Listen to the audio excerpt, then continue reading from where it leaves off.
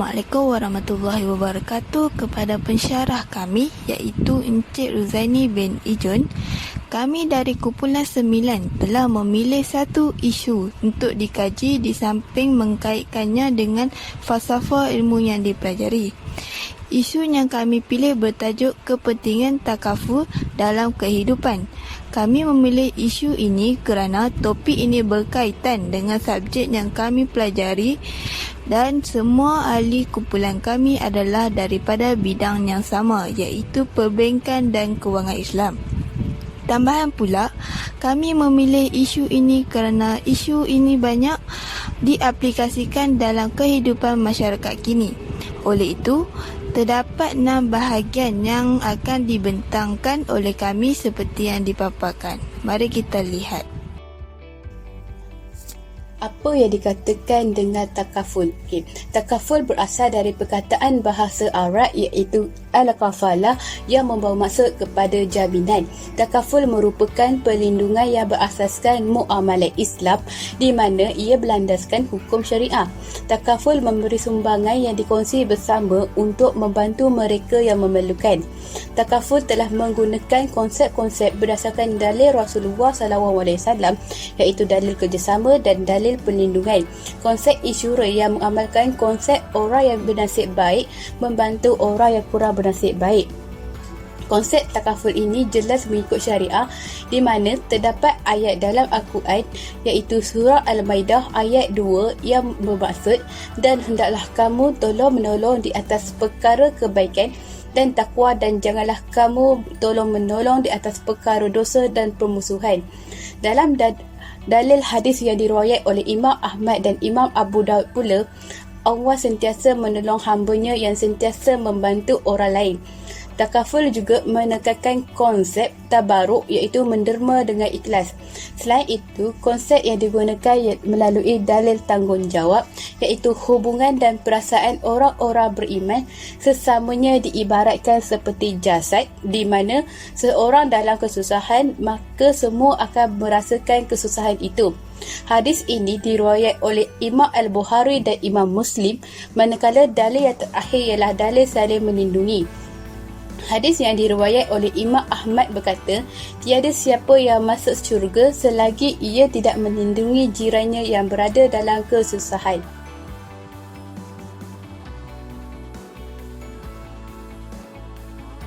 Hibah takaful bermaksud apabila berlaku kematian pemegang polisi takaful, pengagihan duit pempasan dari syarikat takaful kepada waris pemegang takaful akan dilakukan secara hibah iaitu secara terus. Hibah takaful mempunyai banyak kelebihan yang boleh menyelesaikan masalah-masalah sedia ada. Salah satu masalah yang biasa dihadapi adalah si mati meninggalkan hutang namun waris tidak dapat membayarnya kerana tidak bekerja atau tidak mengerti apa-apa kerana waris masih bawah 18 tahun. Solusi daripada masalah ini ialah setiap individu perlu mendaftar takaful hibah bagi mengelak berlaku masalah seperti ini. Jadi, apabila berlaku kematian, pengagihan duit pempasan daripada syarikat takaful kepada waris akan dilakukan secara hibah. Mengapa membayar hutang sangat ditekankan dalam Islam? Hal ini dapat disokong dengan beberapa dalil. Pertama, sabda Rasulullah SAW, sesungguhnya roh orang mukmin itu tergantung dengan sebab hutangnya, sehinggalah hutangnya dijelaskan. Hadis riwayat Bukhari dan Tirmizi. Kedua, dalam riwayat Jabir radhiyallahu anhu juga menceritakan bahawa Rasulullah enggan solatkan jenazah yang mempunyai hutang tertunggak sehinggalah hutang tersebut dilunaskan. Masalah kedua ialah waris memerlukan modal berupa tunai bagi menguruskan harta pusaka yang digunakan untuk perlantikan peguam dan kos-kos sampingan seperti kos pengurusan pengabumian dan kos pengangkutan. Penyelesaian daripada masalah ini adalah mengambil atau memilih hibah takaful dapat memastikan waris yang telah dinamakan menerima jaminan kewangan dan modal segera untuk menguruskan harta pusaka yang ditinggalkan untuk mereka. Seterusnya, masalah ketiga adalah jika pemilik polisi takaful telah meninggal dunia dan beliau sudah pun mewasiatkan harta-hartanya dengan baik, namun masih ada yang tersisa, apa yang harus dilakukan dengan wang tersebut? Solusinya adalah Harta tersebut boleh dibuat sedekah jariah dan diwakafkan. Malah, ia boleh diwakafkan dan sedekah apabila pemilik takaful menyediakan wang hibah takaful yang besar untuk warisnya. Apa kelebihan wakaf? Antara dalil yang memberitahu tentang kelebihan wakaf adalah dari Abu Hurairah radhiyallahu anhu berkata bahawa Rasulullah sallallahu alaihi wasallam bersabda, jika seseorang meninggal dunia, maka terputuslah amalannya kecuali 3 perkara, iaitu sedekah jariah, ilmu yang dimanfaatkan dan doa anak yang soleh. Hadis riwayat Muslim. Sumber yang digunakan untuk mengenal pasti punca dan penyelesaian masalah takaful dalam kehidupan. Yang ini berdasarkan wahyu, kaedah pengisbatan dan memahami. Pengisbatan merujuk kepada kaedah-kaedah yang digunakan untuk mengesan bahawa wahyu yang sampai kepada kita adalah benar dari sumber asalnya, iaitu Tuhan. Sebagai contoh, kaedah kajian melalui sanad dalam ilmu hadis. Yang kedua adalah kaedah memahami, iaitu bagaimana teks atau kandungan wahyu difahami dan diaplikasi. Contohnya seperti ilmu usul fiqh, tafsir, usuluddin dan sebagainya. Kaedah yang digunakan dalam menyelesaikan masalah takaful adalah dengan bersandarkan ilmu usul fiqh, iaitu maqasid syariah. Para ulama Islam iaitu Syekh Al-Fasi menakrifkan bahawa maqasid syariah ini bertujuan syariat serta rahsia-rahsianya yang telah ditetapkan oleh Allah SWT pada setiap hukum hakam. Maqasid syariah merujuk kepada maksud objektif yang membawa erti berasaskan fakta yang sebenar. Maqasid syariah terbahagi kepada 3, iaitu Al-Daruriyat, Al-Hijayat dan Al-Tahsiniyat. Dalam takaful juga termasuk dalam Al-Darurat.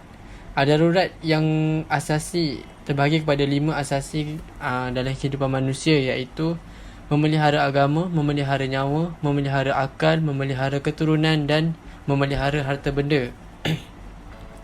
Takaful juga merupakan insurans secara Islam dan wujudnya sebagai satu alternatif kepada insurans konvensional yang sedia ada dalam dunia perbankan dan kewangan konvensional masa kini. Sebagai contoh, Al-Mudarabah, At-Tabarruk dan Al-Wakalah, yang ini yang menepati tuntutan syariah. Dan manakala untuk yang tidak patuh syariah adalah yang mengandungi unsur gharar, riba dan perjudian. Bagaimana dapat menilai kebolehpercayaan sumber dan kaedah pemerolehan ilmu? Sumber yang digunakan ialah wahyu. Cara untuk menilai kebolehpercayaan sumber wahyu melalui ayat Al-Quran dan hadis Rasulullah SAW yang antaranya. Yang pertama ialah dalil kerjasama, dan tolong-menolonglah kamu dalam mengerjakan kebajikan dan takwa. Janganlah kamu tolong-menolong dalam berbuat dosa dan permusuhan. Surah Al-Ma'idah ayat nombor 2. Allah akan sentiasa membantu hamba-Nya selagi mereka saling membantu antara satu sama lain. Diriwayatkan oleh Imam Ahmad dan Imam Abu Daud. Yang kedua ialah dalil tanggungjawab. Ibarat hubungan dan perasaan orang-orang beriman sesama. Mereka adalah seperti jasad. Apabila salah satu daripadanya ditimpa kesusahan, maka seluruh anggota yang lain juga akan merasakannya. Diriwayatkan oleh Imam Al-Bukhari dan Imam Muslim. Yang ketiga ialah dalil saling melindungi. Demi hayatku yang berada dalam kekuasaan Allah, tiada siapa yang akan masuk syurga jika beliau tidak melindungi jirannya yang berada dalam kesusahan. Diriwayatkan oleh Imam Ahmad.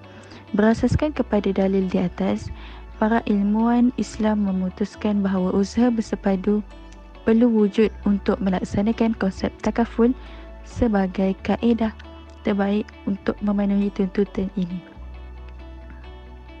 Seterusnya, kaedah pemerolehan ilmu yang digunakan ialah didaktif dan induktif. Melalui didaktif, sistem takaful adalah sangat penting dalam kehidupan individu dan masyarakat, tidak hanya bermanfaat kepada Muslim sahaja, malah ia turut memberi kebaikan kepada semua peserta tanpa mengira pegangan agama mereka. Takaful berteraskan konsep kerjasama, tanggungjawab, jaminan, perlindungan dan saling membantu dalam kalangan para pesertanya. Dalam arti kata lain, Ia merupakan penyediaan sumbangan yang dikongsi bersama bagi membantu mereka yang memerlukannya. Takaful memberi perlindungan dari segi keluarga, perubatan, pendidikan, pelaburan dan banyak lagi. Berdasarkan kontrak takaful, perjanjian yang dibuat adalah berlandaskan konsep ta'awun, iaitu kerjasama dan tolong-menolong. Dari segi induktif pula ialah individu dan masyarakat tidak dapat menyangkal bahawa takaful itu adalah satu sistem yang penting untuk diterapkan dalam kehidupan. Contohnya, sebagai backup mereka ketika berlaku kecemasan. Dana kecemasan adalah duit yang setiap individu simpan khas untuk digunakan pada waktu kecemasan. Ianya duit yang digunakan untuk perkara yang penting sahaja. Perkara penting yang terdiri daripada kemalangan, ditimpa penyakit, kebakaran rumah, dibuang kerja dan perkara yang di luar jangkaan seperti musibah COVID-19. Individu tidak akan rasakan simpanan kecemasan itu penting selagi mana mereka tidak berada dalam situasi tersebut dan berlaku pada diri mereka sendiri. Oleh sebab itu, simpanan kecemasan ini perlu ada pada setiap masa. Bila waktu kecemasan mereka ada backup tanpa perlu meminjam dengan orang lain maupun bank. Sekian daripada saya, terima kasih. Persoalan terakhir dalam pembentangan ini adalah justifikasi dan rasional penggunaan sumber dan kaedah dalam kajian. Secara konklusinya, menerusi dapatan kajian yang diperoleh, takaful mempunyai banyak kepentingan dalam kehidupan seseorang individu, masyarakat maupun negara, terutamanya kepada orang yang beragama Islam. Namun, individu atau masyarakat yang bukan beragama Islam juga boleh menggunakan sistem takaful. Masalah yang bawa kepada pemilihan takaful juga telah dinyatakan dan setiap permasalahan tersebut mempunyai solusinya. Bagi sumber yang digunakan untuk mengenal pasti punca penyelesaian, terdapat juga berkaitan dengan sumber wahyu. Hal ini kerana menjadi tanggungjawab manusia untuk mengikuti dan mengamalkan peraturan yang telah ditetapkan berdasarkan firman Allah Subhanahu Wa Taala yang bermaksud, bagi tiap-tiap umat yang ada di antara kamu, kami jadikan atau tetapkan suatu syariat dan jalan agama yang wajib diikuti. Surah Al-Ma'idah ayat 48. Jadi, berdasarkan ayat tersebut menunjukkan takaful juga berkait rapat dengan wahyu kerana segala sistem dan pelaburan yang dibuat adalah mengikut syariat Islam dan tidak akan mengandungi sumber yang haram maupun ragu-ragu. Bagi kaedah pemerolehan ilmu takaful, ia mempunyai kaitan dengan didaktif iaitu daripada umum kepada khusus dan juga induktif iaitu daripada khusus kepada umum yang mana mengandungi unsur kepentingan takaful dalam kehidupan. Secara kesimpulannya, jelaslah takaful sangat penting dalam kehidupan seseorang. Dengan adanya takaful, kehidupan kita akan dilindungi dan kita tidak perlu bersusah hati di kemudian hari apabila berlaku sesuatu di luar jangkaan kita. Sebagai contoh, kita kemalangan yang mengakibatkan kurang upaya seumur hidup, maka takaful akan membantu kita disebabkan kita mempunyai perlindungan. Masyarakat hari ini perlu memahami takaful dan insurans adalah berbeza, di mana takaful sah dari syariah dan ianya bukan sahaja bebas dari riba, malah bebas dari unsur gharar dan yasir, manakala insurans mengandungi unsur riba. Oleh itu, masyarakat perlu memahami konsep yang digunakan oleh perbankan Islam iaitu adalah takaful, manakala bank konvensional pula adalah insurans konvensional. Masyarakat perlu sedar riba adalah haram dan ianya melanggar hukum Islam. Sehubungan dengan itu, masyarakat khususnya yang beragama Islam perlu bijak dalam mengambil perlindungan dan tidak seharusnya kita dikaburi dengan wang ringgit sehingga mengabaikan hukum hakam yang ditetapkan oleh Allah Subhanahu Wa Taala.